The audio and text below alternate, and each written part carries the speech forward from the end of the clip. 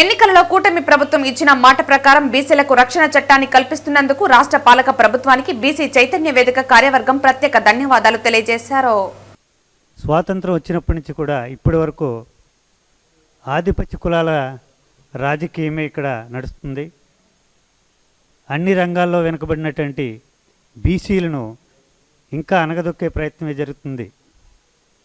ఈ క్రమంలో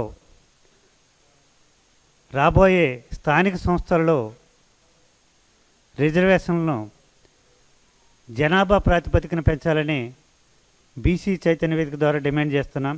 దానికి ముందుగా మీ అందరికీ తెలుసు, జనగణనలో సమగ్ర కులగణన జరగాలని మేము ఆంధ్రప్రదేశ్ వ్యాప్తంగా అదేవిధంగా తెలంగాణ రాష్ట్రంలో కూడా జనగణనలో సమగ్ర కులగణన జరగాలనే ఉద్దేశంతో బీసీ చైతన్య వేదిక ఆధ్వర్యంలో ఉమ్మడి తెలుగు రాష్ట్రాల్లో మేము విస్తృతంగా సమావేశాలు ఏర్పాటు చేయడం జరిగింది. జనగణనలో సమగ్ర కులగణన జరగాలనే ప్రధాన డిమాండ్ తోటి 2024 ఫిబ్రవరి 11న మేము తాడేపల్లిగూడెంలో ఒక భారీ బహిరంగ సభ కూడా ఏర్పాటు చేయడం జరిగింది.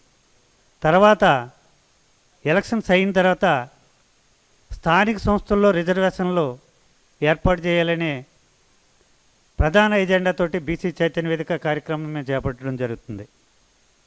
ఎందుకంటే ఎన్టీ రామారావు గారు అధికారంలోకి వచ్చిన తర్వాత స్థానిక సంస్థల్లో రిజర్వేషన్లు బీసీలకు కల్పించి మాకు అక్కడక్కడ చిన్న చిన్న ఎంపీటీసీలు, జడ్పీటీసీలు, మున్సిపల్ కౌన్సిలర్లులో నెగ్గడానికి మాకు పోటీ చేయడానికి మాకు అవకాశం కల్పించారు. దది 33% ఉండేది. కానీ 2019లో జరిగినటువంటి స్థానిక సంస్థల ఎన్నికల్లో 24.5% తగ్గించడం వల్ల మేము ప్రధానంగా ఆంధ్రప్రదేశ్ రాష్ట్రంలో 16,000 పోస్టులు, అంటే ఎంపీటీసీలు కానీ, సర్పంచులు కానీ, జడ్పీటీసీలు కానీ, మున్సిపల్ కౌన్సిలర్స్ కానీ, జిల్లా పరిషత్ చైర్మన్లు కానీ మేము దాదాపు 16,000 మంది పదవులు మేము కోల్పోవడం జరిగింది.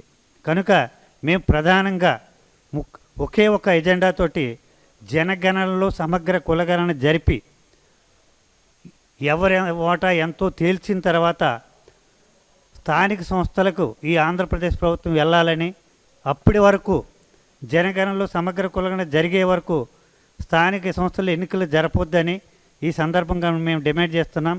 ఎందుకంటే జనగణనలో సమగ్ర కులగణన జరిగిన తర్వాత ఈ ఆంధ్రప్రదేశ్ రాష్ట్రంలో ఎవరి వాటా ఎంత ఉందో నిర్ధారించిన తర్వాతే మా బీసీల వాటా ప్రకారం స్థానిక సంస్థల్లో రిజర్వేషన్లు పెంచి, జనాభా ప్రాతిపదికన స్థానిక సంస్థల్లో రిజర్వేషన్ పెంచి ఏబిసిడి వర్గీకరణ చేసిన తర్వాత ఈ ఆంధ్రప్రదేశ్ రాష్ట్రంలో స్థానిక సంస్థలకిలో ఎన్నికలకు వెళ్ళాలని బీసీ చైతన్య వేదిక తరపున మేము డిమాండ్ చేస్తున్నాం. అదేవిధంగా ఇదే డిమాండ్ తో పాటు జనగణనలో సమగ్ర కులగణన, అదేవిధంగా ఈడబ్ల్యూఎస్ రిజర్వేషన్ రద్దు చేయాలని, మహిళా రిజర్వేషన్ బిల్లు బీసీ మహిళలకు సబ్ కోటా కేటాయించాలని, అదేవిధంగా స్థానిక సంస్థలలో జనాభా ప్రాతిపదికన రిజర్వేషన్లు పెంచాలని మేము డిమాండ్ చేస్తూ డిసెంబర్ 28వ తారీఖున రావులపాలెంలోని కొత్తపేటలో ఒక బహిరంగ సభ కూడా ఏర్పాటు చేయడం జరిగింది.